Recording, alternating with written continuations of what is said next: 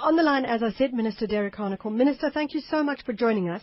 We're going to stay in the conversation of tourism and at the moment, because what I wanted to do was, we've heard now that after the Interministerial Committee that there have now been changes to the visa approach with the two ministries engaging, the Ministry of Home Affairs and the Ministry of Tourism.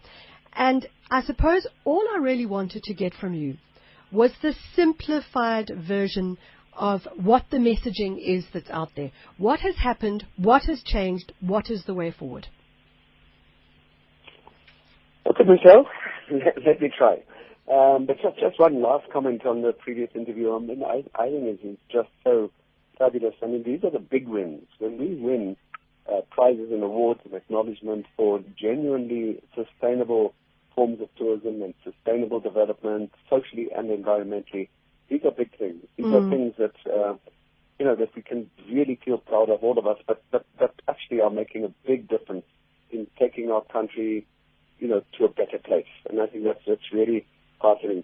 Okay, Michelle, on the question, I mean, I'm trying to, simplify something that isn't necessarily all that simple, and it's necessary for us to talk about it all the time, because otherwise it's very easy to not fully understand or to misunderstand what the outcome was of this interministerial committee and what's required and what isn't required.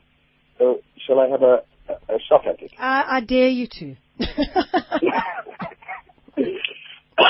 Okay, I'll limit myself to the matters affecting tourism and tourist travel, because clearly the Interministerial Committee included the Ministry of Trade and Industry and Social Development and other ministries that are, affected in some way or other by the visa regulations, or what were called the immigration regulations, which were gazetted in May last year.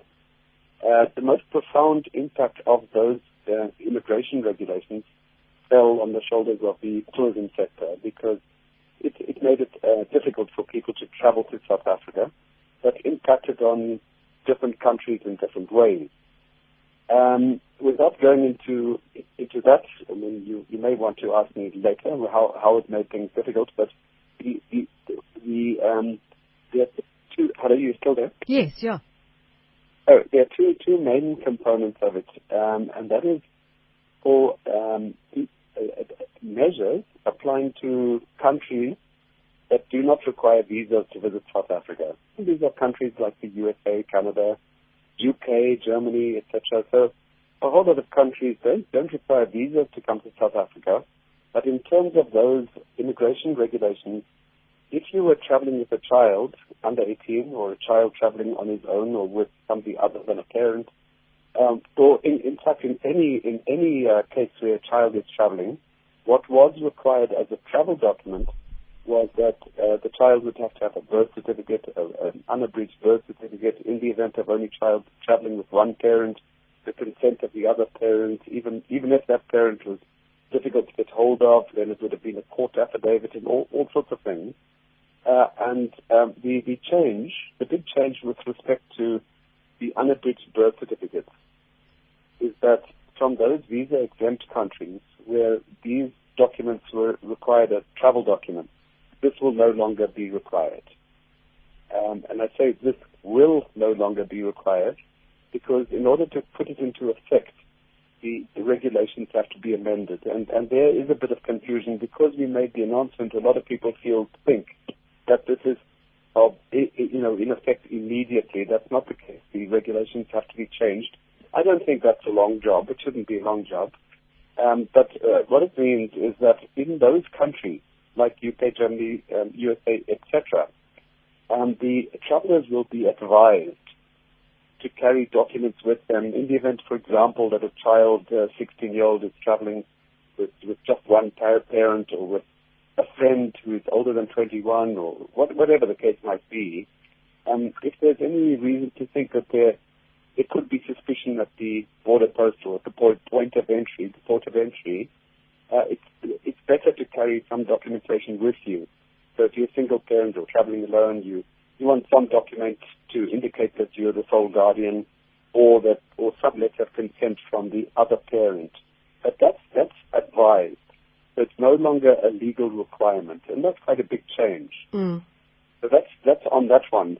But maybe before I go too far, maybe I should pause, because there are two big ones. That was the unabridged birth certificate, and the other requirement, and that is in-person applications for visas in countries that do require visas.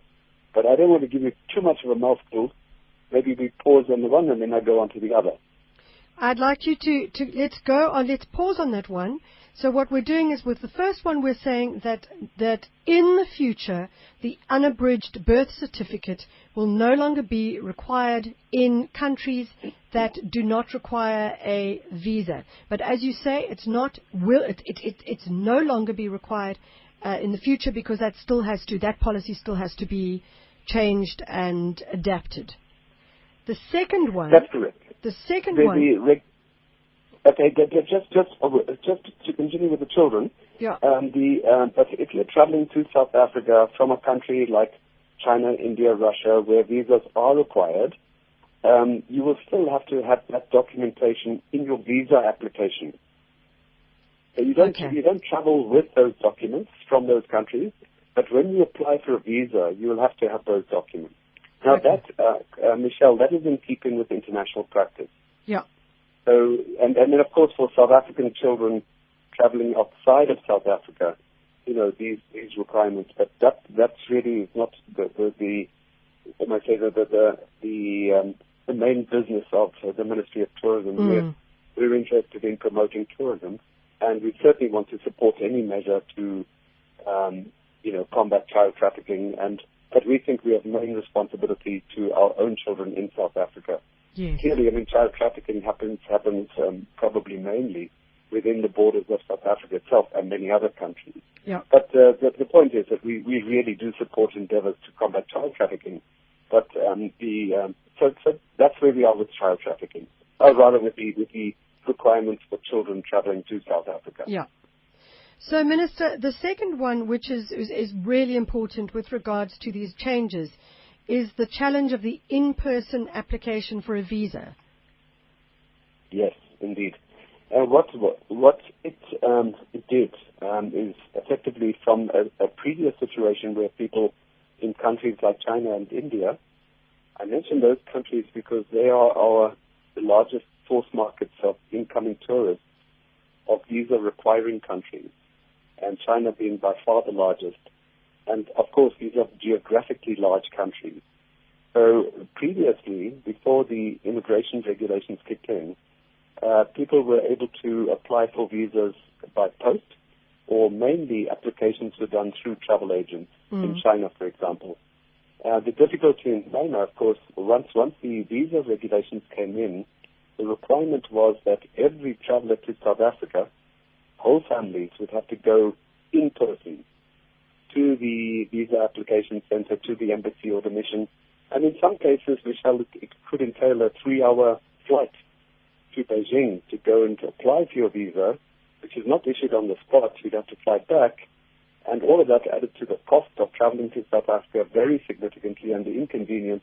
And what we saw, Michelle, was a very dramatic drop in tourist arrivals from China. So for the first 6 months of this year, 2015, compared to the first 6 months of 2014, we saw a 30% drop in visitor arrivals from China. What the situation is now, and the change, is that we are going back to a situation where travelers will be able to apply for visas through accredited travel agents. So they would still apply for visas, but the travel agent would be able to put the application in on behalf of their client. That's where we are at the moment. So that's a very significant change, because that takes away the entire inconvenience. What is needed now is a list, and we already are compiling the list, which we will submit to the Department of Home Affairs, a list of the various travel companies in China. Of course, the same will apply to India and Russia and other countries. At the moment, we're going to be concentrating on those 3 countries that I have just mentioned. Yeah. Obviously, the China is the most significant in terms of numbers, but India is also significant.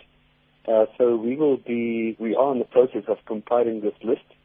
These then have to be accredited, And thereafter, any visa application in China done through such travel agents and furnished then through the travel agents lodged as an application with the embassy or with the consulate, that would be okay. So it's a huge change, and it's going to make an enormous difference in terms of travel from China. I must just say, coincidentally, Air China launched its direct flights between Johannesburg and Beijing yesterday. Mm-hmm. And so, I really think that we're going to see a dramatic upward climb again in tourist arrivals from China. It will take a bit of time because we've got to get back into the market, and there are obviously forward bookings. It's not going to happen overnight. But I'm quite confident that we're going to see the numbers from China once again. Minister, I'm really happy that you've been able to explain that to us. I appreciate it enormously. I've got one more question for you. You are relatively new to the position of tourism. I wanted to ask you, what are some of the great learnings or great opportunities or moments of delight that you've had in this ministry? Okay, well, let me start off with that moment when I appointed Michelle Constant onto the new board of SA Tourism. Do you remember that? That is a great moment, That's not part of this conversation, I'm afraid. No problem. But, let me just say, it's not about Michelle Constant. We do have a new board on our marketing agency, SA Tourism. And what is exciting about the new board is that we're bringing in arts and culture, we're bringing in sport, and we're seeing all of the linkages. And that Michelle Constant is not there as Michelle Constant. It's Michelle Constant creating that link with the creative arts industry. And we think, when we talk festivals and all kinds of events, these are critically important to tourism itself. So we want to strengthen that link. So, but that wasn't the big memorable magic moment for me. Can I, without wanting to be negative, it's been a difficult year, Michelle. Because it's such an exciting industry with such enormous potential, job-creating potential, and especially now with the economic challenges that we're confronting with the drop in commodity prices. So our growth is very low at the moment, and the one sector that has the potential to continue growing, that is not dependent on commodity prices, and that does benefit, in fact, from the exchange rate as it currently stands, is the tourism sector. Yeah. And the other part of it is, of course, is that we have such a fantastic offer, a magnificent offer. So we are a sought-after destination over there. And so, for me, the more exciting things happening in the course of this year was my contact with so many committed, passionate people in the industry itself, and discovering what people are doing on the ground. Community projects, there's socially and environmentally responsible tourism for many people, and there's a deep commitment, and I think that is probably why, Michelle, that even over the last year or so, we haven't seen major job losses, because the industry is resilient. People hang in there, and people are hopeful, and people are optimistic, are fundamentally optimistic. The people in the industry love South Africa. As you and I love South Africa, the people in the industry love South Africa. And that's probably my richest experience, is going out on the ground and people are doing and being inspired by a lot of projects on the ground. So that's why I want to do this coffee. Okay, well, the coffee bean roots is on your list. Coffee bean roots, I should say. The coffee bean roots. Ian is going to put together a program for you, and I promise you're going to have an absolute blast of a time. It really is one of the wonderful, as you say, events on the ground that you get to see. Minister Hanekom, I want to say thank you so much for joining us, and thank you for clarifying what is important as we move forward in the process. Chatting to Derek, Minister Hanekom, specifically focusing on the changes that have taken place to the and concessions that have taken place to the previous visa regime that was blamed in many ways for a slump in tourism. And I understand that it has been cautiously welcomed by trade groups around the space. And he's quite right. Once you go and do things and see things, you just feel completely inspired about this country. I was in Mpumalanga last weekend to go and look at a dance project, and we'll be talking about that a bit later. And I'll tell you what, when you see a dancer driving in through a field on the back of a tractor, and then suddenly dancers dancing across a huge field as though they were a herd of wildebeest or springbok, it really is the most wonderful thing to see, and it really is quite inspirational.